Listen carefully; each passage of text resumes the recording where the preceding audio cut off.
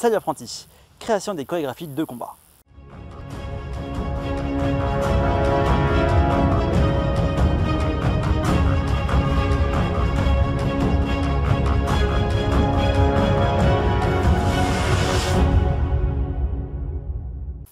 Voyons ensemble comment créer une chorégraphie de combat.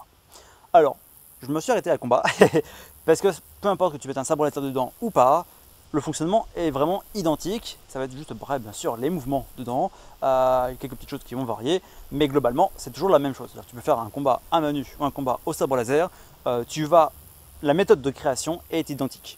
Donc, avant toute chose, pour créer une chorégraphie de combat, il faut savoir qui tu vas mettre dans ta chorégraphie. Donc l'être humain, hein la personne, donc si c'est toi, si ça va être des potes à toi, de la famille, etc.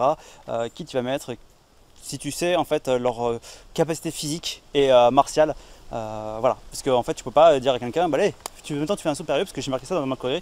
Ouais, mais bah si le mec il sait pas faire, bah il saura pas faire et voilà, c'est pas la peine d'essayer de tenter, d'essayer de voilà. Après tu peux toujours t'entraîner, donc ça on verra plus tard les entraînements. Tu peux toujours t'entraîner pour arriver à pouvoir rajouter de nouveaux mouvements à tes chorégraphies, mais au départ, bah, surtout si tu commences, fais quelque chose de simple. Des fois même les choses les plus simples sont les meilleures. Voilà, tu fais quelque chose de simple.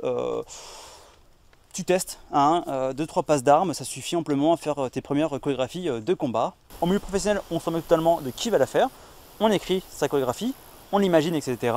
Puis après, les personnes, les acteurs, soit les cascadeurs ou même les comédiens eux-mêmes quand ils le font, et bah, ils se débrouillent, parce que c'est leur métier. Par contre, si tu veux faire ça de manière, quand même la plupart du temps, c'est de manière amateur, bah là, il faut vraiment que tu t'adaptes aux personnes afin que ça soit, que tout le monde puisse y trouver son compte, tout le monde puisse faire. Voilà, après on verra des règles par rapport à cela plus tard dans d'autres vidéos, j'expliquerai un peu plus en détail vraiment comment faire la chorégraphie. Donc je spoil un petit peu sur les vidéos. Question de sécurité avant tout, hein. Il faut faire gaffe, parce que là du coup il n'y a pas de protection, donc il faut faire gaffe. Après bien sûr, tu peux te dire ouais mais j'aimerais bien quand même qu'on fasse un peu plus. Bah ouais, mais il faut prendre le temps de s'entraîner physiquement, techniquement, pour pouvoir faire les mouvements souhaités. Tout à fait possible, hein. Quand on est motivé, on peut tout à fait y arriver, il n'y a pas de problème. Mais bon, voilà, si tu veux faire, voilà, tu t'écris samedi une chorégraphie, dimanche tu veux la faire, bah voilà, tu n'auras pas le temps de t'entraîner, ton partenaire non plus. Donc voilà, pense aussi à ça quand tu fais tes chorégraphies. Imagine pas des choses complètement ouf, hein. Tu es censé pouvoir faire ta chorégraphie si tu participes, tes partenaires de chorégraphie sont censés pouvoir la faire. Voilà. Maintenant, forcément, il y aura toujours un petit entraînement pour ça, mais bon, il faut que ce soit réalisable dans leurs compétences techniques et physiques. Actuellement, je tiens vraiment à le préciser, j'appuie vraiment sur ça parce que bah, voilà, tu vas créer une super chorégraphie et bah, finalement, personne ne peut la faire, personne ne peut la réaliser parce que personne n'a les compétences techniques et physiques pour la faire autour de toi. Bah donc voilà, donc elle termine dans la poubelle, elle termine dans le tiroir comme tu veux, mais voilà, c'est un peu dommage, tu as passé du temps sur ça. J'irai pour rien. Alors outre le fait de savoir qui va participer physiquement dans ta chorégraphie de combat, il faut également savoir si tu vas leur endosser un rôle ou pas.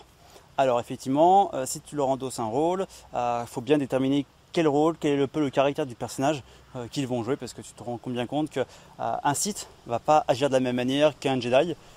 Sauf si le Jedi commence à basculer dans le côté obscur, bah justement, ça il faut le voir. Par exemple, si lors du combat au début, le Jedi commence du côté lumineux et au fur et à mesure du combat, il passe dans le côté obscur.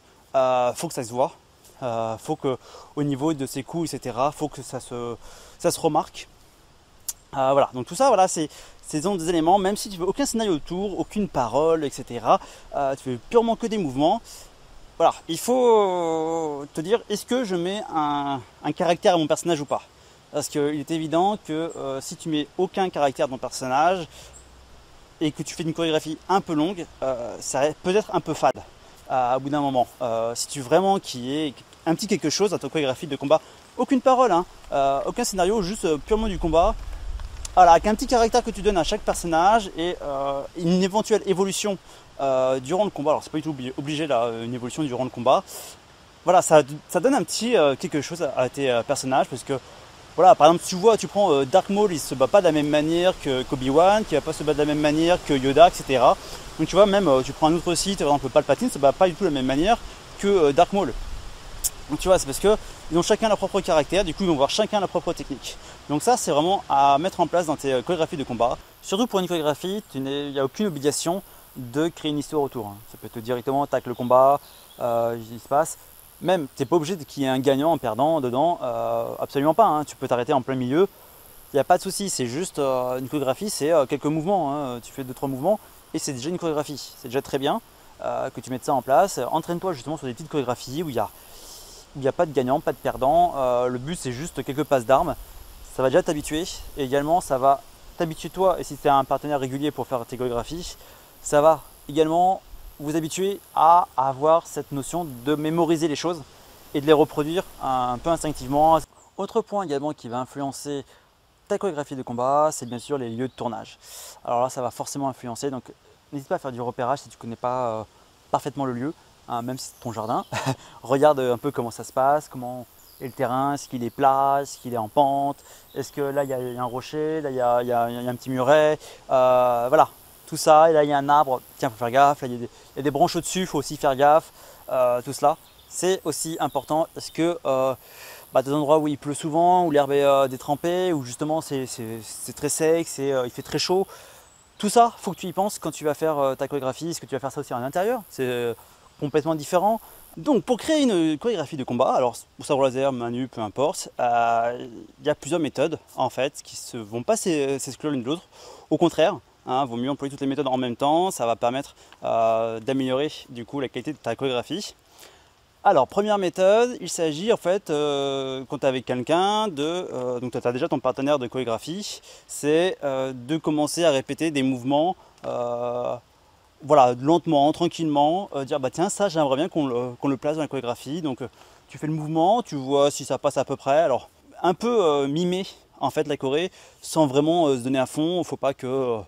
Voilà, faut pas essayer de chercher quoi que ce soit à faire vraiment, juste les mouvements tranquillement. Voilà, ça c'est la première méthode, qui est une bonne méthode surtout pour si tu commences dans les chorégraphies du combat, c'est vraiment voilà, d'appliquer un petit peu, d'essayer de trouver, voir si les enchaînements sont sympas à faire, seraient réalisables. Deuxième méthode, c'est en l'écrivant sur papier. Donc tu y réfléchis, tu dis bah tiens là je vais faire ça, tac tac tac tac.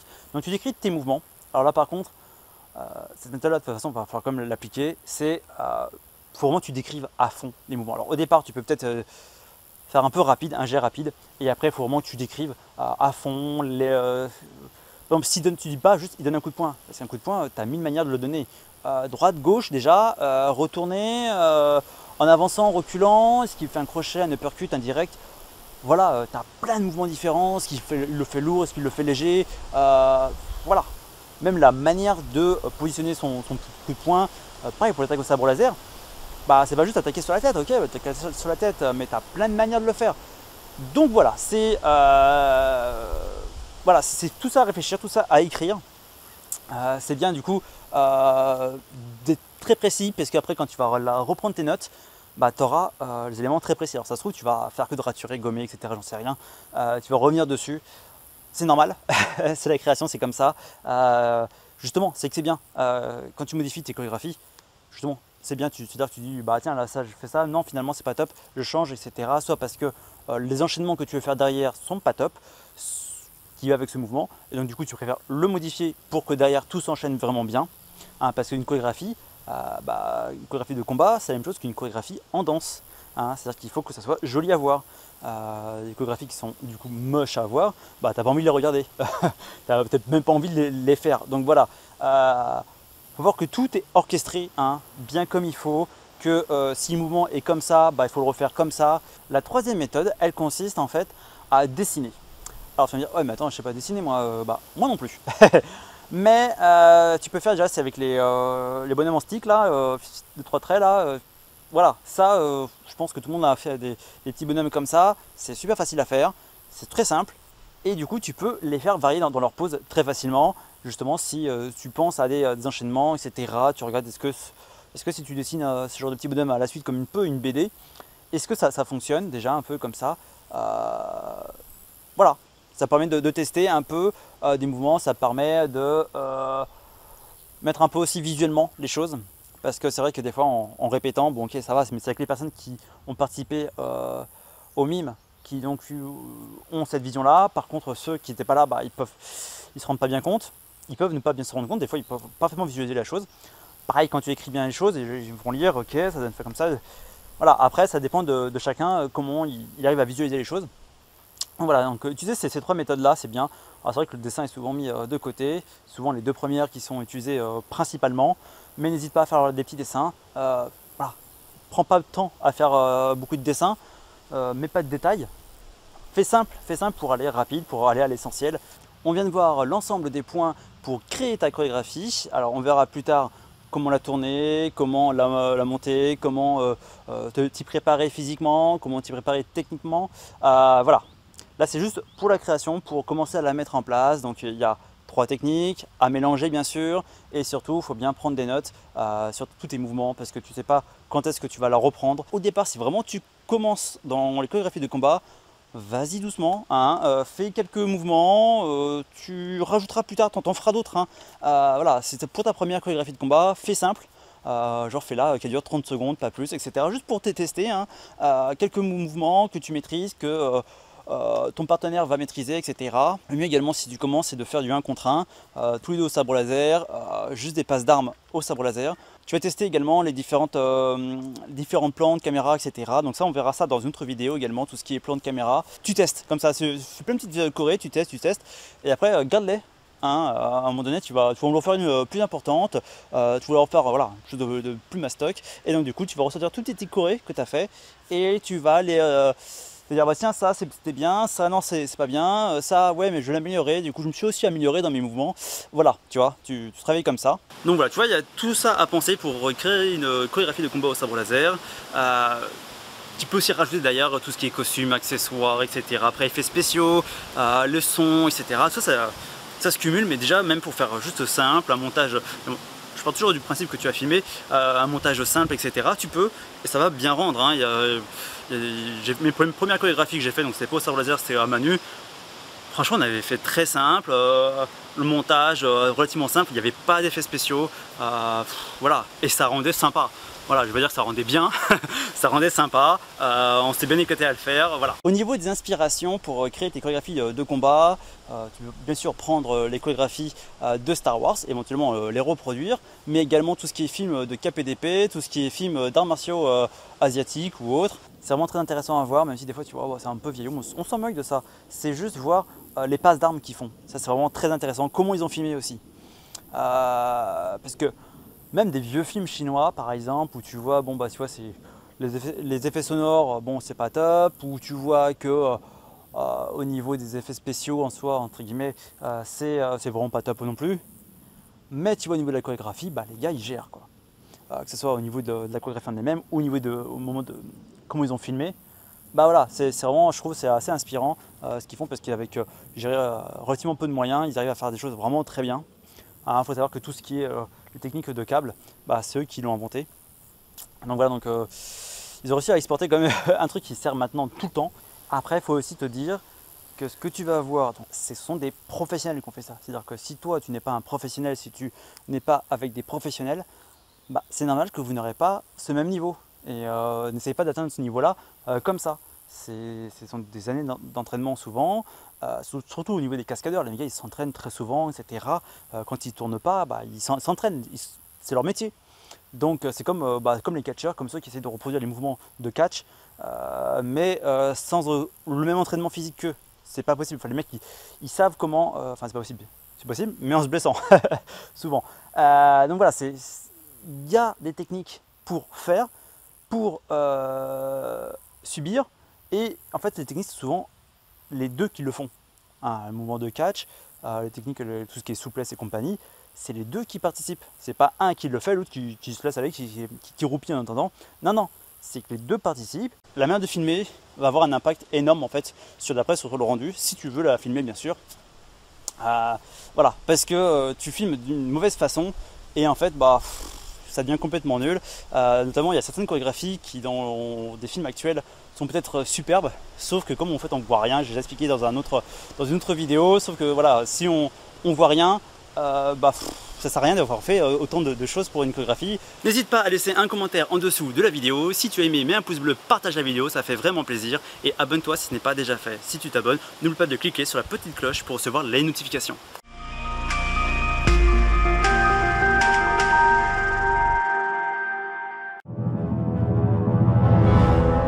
Bienvenue à la partie bonus. Je voudrais aborder le sujet de la durée de mes vidéos, que ce soit actuelle ou future. Alors, j'ai pas de temps comme ça en tête que je dois faire absolument. En fait, dès que j'ai un thème, j'en ai plusieurs d'avance, hein, mais je dis tout ce que j'ai à dire. Puis après, en fait, une fois que j'ai tout fini, je fais mon montage et puis je vois le temps en fait, que ça a duré. Bien sûr, quand je filme, je me rends compte à peu près le temps que ça dure, mais si elle dure 5 minutes, elle dure 5 minutes. Si elle dure 1 heure, elle dure 1 heure. Bon, après, il faut savoir que pour les tutos, je vais un peu me restreindre à pas plus d'une demi-heure par tuto. C'est-à-dire que si un tuto, par exemple, il va durer 3/4 d'heure, je vais essayer de le couper en deux pour faire du coup 2 vidéos distinctes. Parce que je pense que plus d'une demi-heure un tuto, ça va peut-être faire un peu long à regarder, tu auras bien envie d'appliquer les choses. Alors c'est vrai que si c'est un tuto explicatif, là ok, mais pareil. Voilà, maximum une demi-heure pour les tutos, je pense que je vais faire à peu près. Pour les critiques analyses, pas de maximum de durée, parce qu'il faut que je fasse toute la durée qu'il faut, nécessaire. Éventuellement, si j'oublie des points, n'hésite pas à m'en parler dans les commentaires. Peut-être que je l'ai fait exprès de passer ça sous silence. Peut-être que j'avais oublié d'en parler au moment de la vidéo. Et j'ai vu ça lors du montage et je me suis dit, tant pis, j'en parlerai plus tard. Ou pas, hein, ça se trouve, j'ai pas des points que j'ai pas eu envie d'en parler, par exemple. Pour tout ce qui est let's play. Alors là, le let's play, c'est un peu plus dur. J'essaie de faire à peu près au moins 20 minutes, une demi-heure, mais parce que pour avoir un petit peu de matière à regarder. Mais en soi, je ne m'arrête pas vraiment à ça. Et par contre, j'essaie de pas que ça fasse trop long. Ça, là, je surveille ça. C'est vrai qu'elles font à peu près en ce moment, elles font à peu près 1 heure en comptant la partie bonus. Mais c'est pour, je ne veux pas m'arrêter en plein milieu de quête. Je suis en train de taper du monstre et pouf, je vais pas couper quoi. Je vais attendre la fin de la quête. Alors des fois, souvent, je les rends pas. Ça, je ferai ça pour la prochaine vidéo parce que c'est moins important. Mais bon, j'essaie de finir une zone, que ça soit un peu cohérent en fait, qu'il y a un peu un sujet cohérent dans le let's play. Pas couper n'importe comment. Voilà. Je joue pas 5 heures d'affilée puis je découpe un peu à l'arrache. Non. Il y a quand même. Je joue après, je vois un peu où m'arrêter. Hein. C'est en cours de route. Je me dis, tiens, là, je vais m'arrêter. Là où, là, je continue encore un peu. Voilà, je fais ça comme ça. Et pour tout ce qui est hors série, là, c'est un peu de. Voilà, si ça dure 1 minute, ça dure 1 minute. Si ça dure 30 secondes, ça dure 30 secondes. Voilà, si ça dure beaucoup plus. Voilà, comme je dis, je ne veux pas vraiment durer de temps. Donc, c'est pour ça que tu vois un peu les durées complètement variées. Forcément, les let's play et les critiques analyses vont durer plus longtemps que les tutos. Ça, je pense que c'est indéniable. Il y a peu de chances que les tutos durent plus longtemps que let's play et critiques analyses. Voilà. Merci d'avoir regardé la vidéo jusqu'au bout et à bientôt.